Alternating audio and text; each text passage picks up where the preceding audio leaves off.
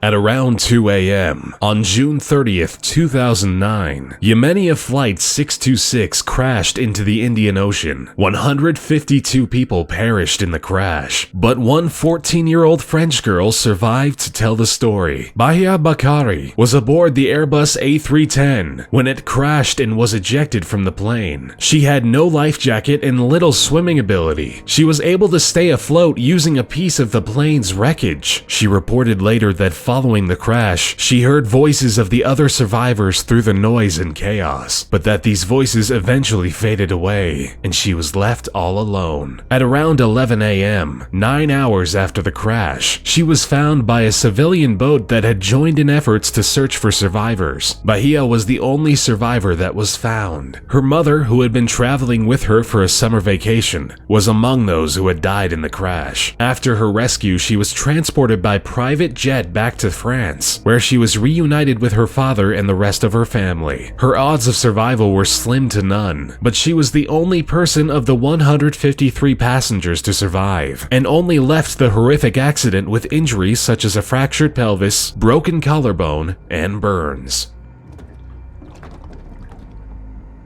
In May 2013, Gary and Susan Whaley were on their way home from a day at Lake Eufaula. A violent weather system had been brewing, with tornadoes tearing across central Oklahoma, claiming the lives of many. One of these was an EF4 tornado, and it was right in the Whaley's path. Gary drove while Susan shot video with her cell phone as they attempted to get to an underpass where they thought they would be safe. The last thing the Whaleys remember is being sucked out of their car as the tornado picked up their SUV. Susan fell to the ground with her phone still in her hand recording. Suddenly, there was silence. Susan, who didn't suffer much other than some bruises and scratches, found Gary 50 feet away. He sustained 2 broken hips, 2 broken feet, and 7 broken ribs. Their dog Rocky was found 4 days later, trapped under tornado debris. This is 911. My daughter was just kidnapped. Top of the hill was a great ford. A man and a woman in the car. While waiting for her school bus with her stepfather not far away, JC Lee Dugard was snatched by a man and a woman driving by. Her stepfather attempted to follow but quickly lost the car. A massive manhunt ensued with police out in full force, but unfortunately, the trail was cold. She was raped, beaten, and treated like an animal. Worst of all, she gave birth to 2 children at the age of 14 and 18, with her abductor being the father. 18 years later, her captors, Philip and Nancy Garrido, made a mistake. They brought JC Lee and the 2 children she had while in captivity to a parole appointment. Investigators noticed that Philip was acting suspicious, and he ended up admitting to kidnapping JC Lee when she was 11 years old. For 18 years, JC Lee was confined to soundproof sheds in Garrido's backyard, totally isolated from the outside world.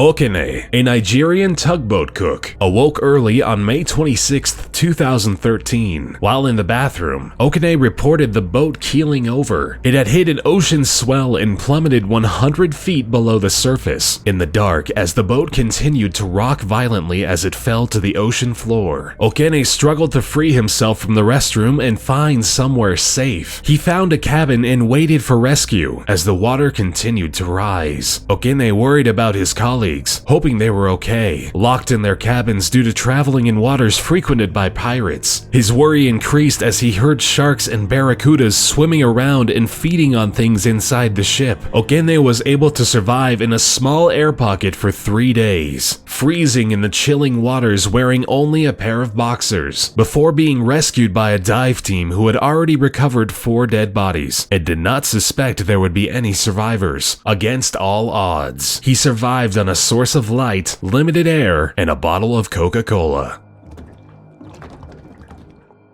A Polish woman named Michalina Lewandowska was buried alive by her fiancé. After growing bored of his relationship, he conspired with a friend to get rid of Michalina. The fiancé and his friend attacked her with a stun gun and bound her wrists and ankles to prevent escape. They stuffed Michalina into a cardboard box and drove her into the wilderness to bury her alive. Michalina was buried under 4 inches of earth in a 90-pound tree branch. She says she was praying to live so that she could care for her then 3-year-old son. With this in mind, Michalina used her engagement ring to cut herself loose and then clawed her way out of her shallow grave.